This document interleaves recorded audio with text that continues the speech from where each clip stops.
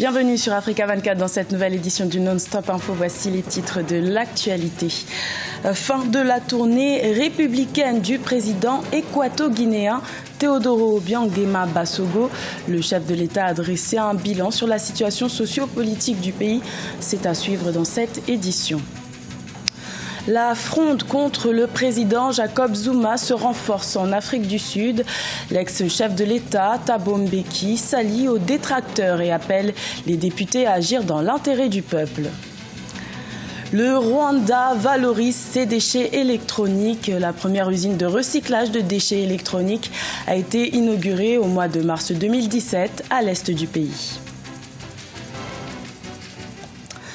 Mais tout d'abord en Gambie, l'ère post-Yaya Jammeh semble totalement entamée.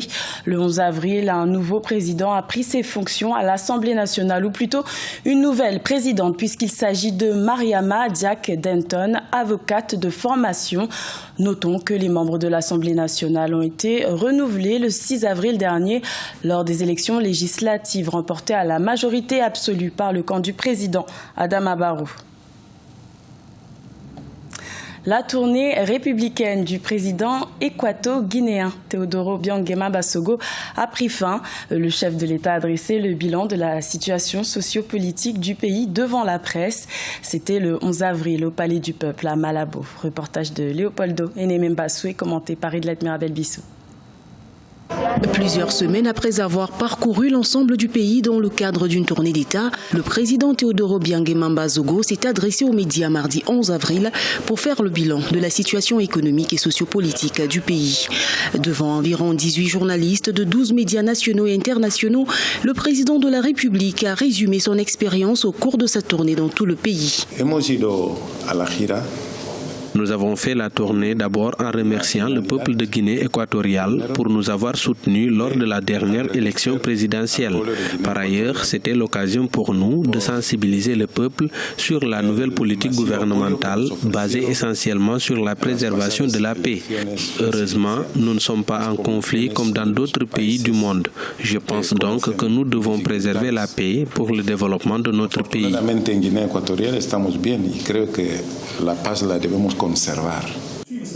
C'était une conférence de presse qui a duré plusieurs heures au cours de laquelle les journalistes se sont intéressés notamment sur la situation de l'emploi en Guinée équatoriale au cours de ces dernières années. Une occasion pour le président équato-guinéen de s'exprimer sur d'autres secteurs créateurs d'emplois. Les Équato-Guinéens pensent que l'emploi ne peut être offert que par le gouvernement ou par des sociétés qui opèrent dans le pays. Mais cela n'est pas vrai. Nous avons un pays avec des terres fertiles. Nous avons de bonnes conditions météorologiques pour développer l'élevage. Grâce à ces initiatives, la même population peut créer des emplois et des possibilités économiques pour vivre.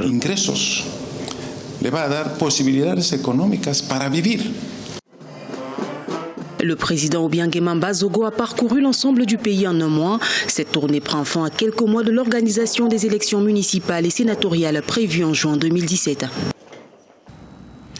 En Afrique du Sud, le président Jacob Zuma fait face à une véritable tempête politique, notamment depuis son remaniement ministériel du 30 mars 2017. L'ancien président Thabo Mbeki, aussi membre du parti au pouvoir ANC, a récemment appelé les députés à agir dans l'intérêt du peuple lors du vote de défiance qui se tiendra le 18 avril. Corinne Camden. La fronde menée contre le président Jacob Zuma se renforce. L'ancien président de la République sud-africaine, Thabo Mbeki, rejoint le camp des détracteurs. L'ex-chef de l'État a appelé le 11 avril les députés du parti au pouvoir, le Congrès national africain, dont il est lui-même membre, à agir avec conscience dans l'intérêt du peuple et non du parti lors du vote de défiance au Parlement le 18 avril 2017. Nos députés siègent au Parlement comme des représentants du peuple, pas comme la voix du parti politique auquel ils appartiennent. La motion de défiance à l'encontre du président Jacob Zuma pourrait se faire à bulletin secret comme demandé par l'opposition. Le Conseil constitutionnel doit dire si oui ou non le vote se fera à bulletin secret. Si le vote se fait à bulletin secret, il y a des chances que M. Zuma soit déposé. Disons qu'il soit mis un terme à son mandat. Toute la question est de savoir si la personnalité de l'ancien président Thabo Mbeki pèsera dans la prise de décision des députés.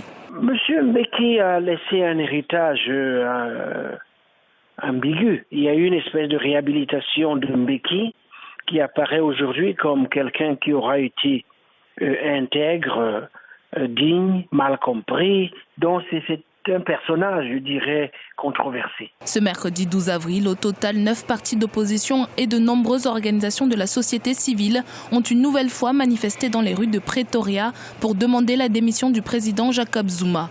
Au même moment, le président sud-africain fêtait son 75e anniversaire avec ses militants à Soweto. Également dans l'actualité, le Gabon a adopté un nouveau code de sécurité sociale. Désormais, une allocation financière sera accordée aux chômeurs, le temps de retrouver un nouvel emploi.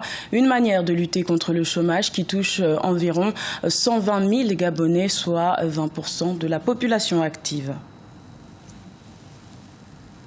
10 à 15 000 tonnes, c'est le nombre de déchets électroniques produits par le Rwanda chaque année selon les autorités.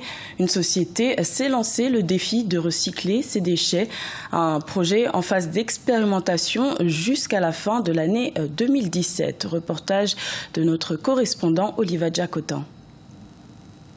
Le recyclage des vieux ordinateurs, des téléphones portables et bien d'autres gadgets électroniques est désormais effectif au Rwanda. C'est le projet IWAST de 1,7 million de dollars et premier du genre dans le pays qui apporte cette réponse grâce à une installation ultra moderne située dans le district de Bugesera à 50 km de Kigali. Ici, le recyclage concerne 15 types d'appareils électroniques et électriques. La protection de l'environnement est l'objectif premier de ce projet. Aussi, il nous permet de bien prendre soin des vieux appareils électriques et électroniques car ils contiennent des substances toxiques, non seulement pour le sol et l'eau, mais aussi pour la santé des hommes.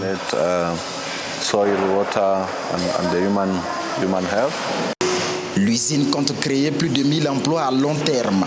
Elle embauche actuellement une cinquantaine de personnes, lesquelles sont pour la plupart des diplômés des écoles techniques du Rwanda.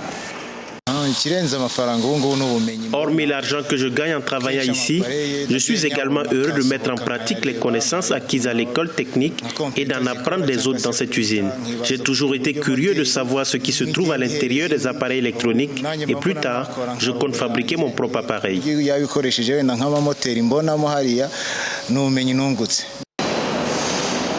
Le projet compte 4 grands centres de collecte des déchets électroniques au Rwanda.